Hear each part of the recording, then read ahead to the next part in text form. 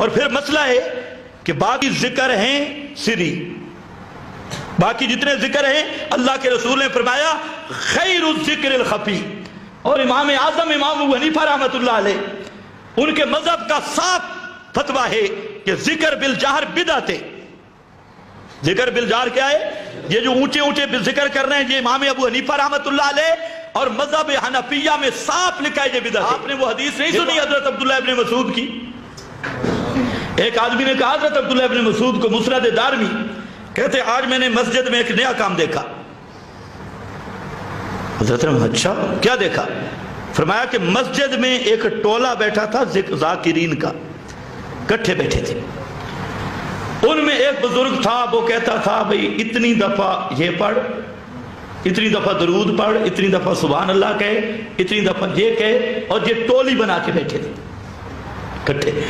حضرت عبداللہ ابن مسعود نے فرمایا اب جب یہ حرکت کرے نا مجھے اطلاع کرنا.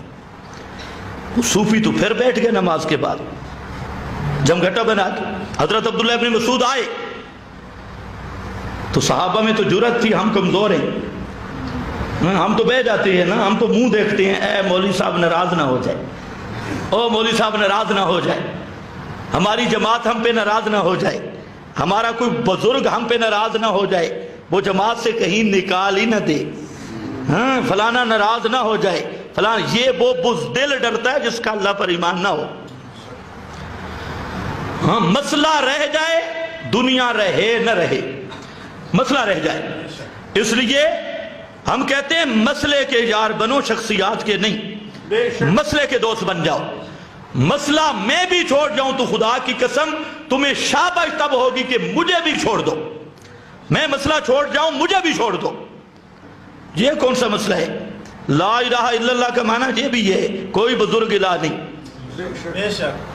اچھا خیر آ جا مسئلے پہ آ. کیا کہہ رہا تھا؟ ابن مسعود آئے انہوں نے کہا ایھا الناس، او صوفیو جانتے ہو مجھے میں کون ہوں؟ اپنا تعارف پیش کیا. فرمایا میں وہ آدمی ہوں کہ رسول اللہ صلی اللہ علیہ وسلم کا وضو والا برتن بھی میرے پاس ہوتا تھا، اور وہ عنزہ، وہ جو مٹی نرم کرتے تھے قضاء حاجت کے لیے، وہ لوہے والا سریا عنزہ وہ بھی میرے ہاتھ میں ہوتا تھا. یعنی میں خادم ہوں رسول اللہ کا صلی اللہ علیہ وسلم. کیا خوش قسمتی ہے جنہوں نے رسول کی خدمت کی ہے. حضرت عبداللہ ابن مسعود رضی اللہ تعالی عنہ فرماتے ہیں میں رسول اللہ کا خادم ہوں، اور ابھی تک رسول پاک کے پہننے والے کپڑے جو آپ کپڑے پہنتے تھے وہ بھی پرانے نہیں ہوئے. بلحانیت لم تکسر، اور رسول پاک صلی اللہ علیہ وسلم جن برتنوں میں کھانا کھاتے تھے وہ برتن بھی ابھی تک نہیں ٹوٹے، وہ برتن بھی موجود ہیں. اور اتنے جلدی تم گمراہ ہو گئے، جے تم بے بدعت ظلما، تم اندھیری بدعت لائے ہو. خبردار اصحاب محمد اور محمد مصطفیٰ سے تم بڑے عالم نہیں ہو، یہ بدعت ہے. میں نے محمد مصطفیٰ کا یہ طریقہ نہیں دیکھا، محمد کے صحابہ کا یہ طریقہ نہیں دیکھا. یہ کہہ کر حضرت عبداللہ ابن مسعود نے ڈنڈا لیا اور سارے صوفیوں کو مسجد سے بھگا دیا. ایسی جرات ہو نا. اب اگر آ جاتے حضرت عبداللہ ابن مسعود ترنول میں جب فتح جنگ میں ان بے ایمانوں نے جو شروع کیے مخصوص ذکر کی مجلس سے، خدا کی قسم یضرب ادبارہم، حضرت عبداللہ ابن مسعود آ کر ان کو الو بنا دیتے ہیں. باندر کے بچے، پوری نبی کی شریعت کا نقشہ بدل دیا. ہاں عقیدے بدلے، ذکر بدلے، درود بدلے، حیات بدلی، اور اس کا نام تصوف رکھا، اس کا نام پیر طریقت. یہ پیر طریقت نہیں، یہ خنزیر بریہ ہے جو رسول اللہ صلی اللہ علیہ وسلم کی شریعت کو بدل دے، پیغمبر کی سنت کو بدل دے. ہمارے دل میں اس کا احترام نہیں آ سکتا، ہمارے دل میں اس کا ادب نہیں آتا. پیغمبر کی شریعت اور سنت کو بدلنے والا بدعتی وہ خدا کا دشمن ہے، رسول کا دشمن ہے، اور وہ جنگل کے خنزیر سے بھی بدتر ہے، چاہے وہ پیر کی شکل میں ہو یا ملا کی شکل میں. بنتیوں سے بابا ہم سے پیار نہیں ہو سکتا. کوئی جمعہ پڑھنے آئے یا ابھی چلا جائے، کوئی مسئلہ نہیں. حضرت عبداللہ ابن مسعود نے دوڑایا، میں نے کہا ہر ذکر خفیہ، ادعوا ربکم تضرعا وخفیا، اللہ کو پسند یہ ہے۔ ایک جہاد پہ رسول اللہ صلی اللہ علیہ وسلم جا رہے تھے، صحابہ نے ذرا اونچا ذکر شروع کیا، آپ نے بلایا، فرمایا ارحموا انفسکم، یہ کیا شور ڈال رہے ہو؟ جس کو تم بلا رہے ہو وہ بہرا نہیں ہے، اس لیے اتنا شور کرنے کی ضرورت نہیں، وہ اصم نہیں ہے۔ تو رسول اللہ صلی اللہ علیہ وسلم نے جاہری ذکر کو ناپسند کیا۔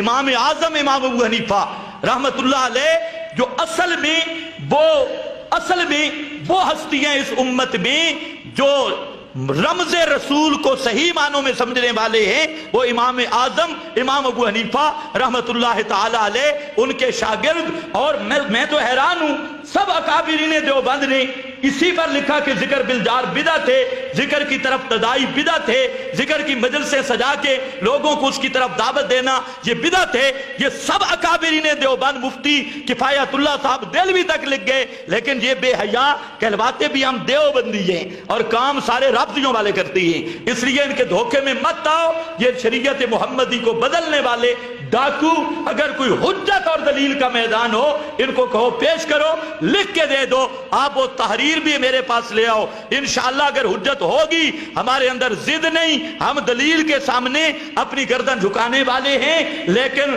قیامت آ جائے گی ان لٹیروں کے پاس کوئی دلیل موجود نہیں ہے۔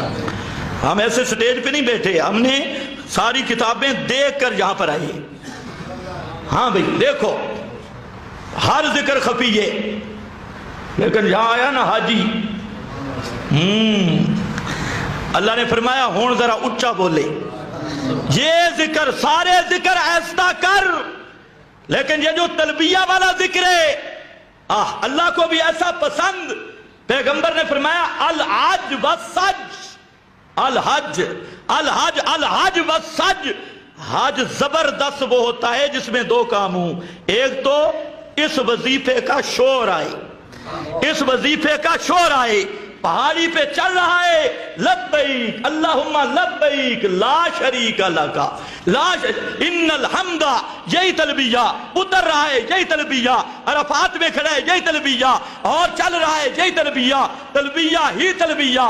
اور فرمایا جتنا شور کرو، کر سکتے ہو کرو، تاکہ شرک کے متوالوں کو پتہ لگے یہ توحیدیوں کا اجتماع ہے، یہ اہل توحید کا اجتماع ہے، یہ حج اہل توحید کا اجتماع ہے۔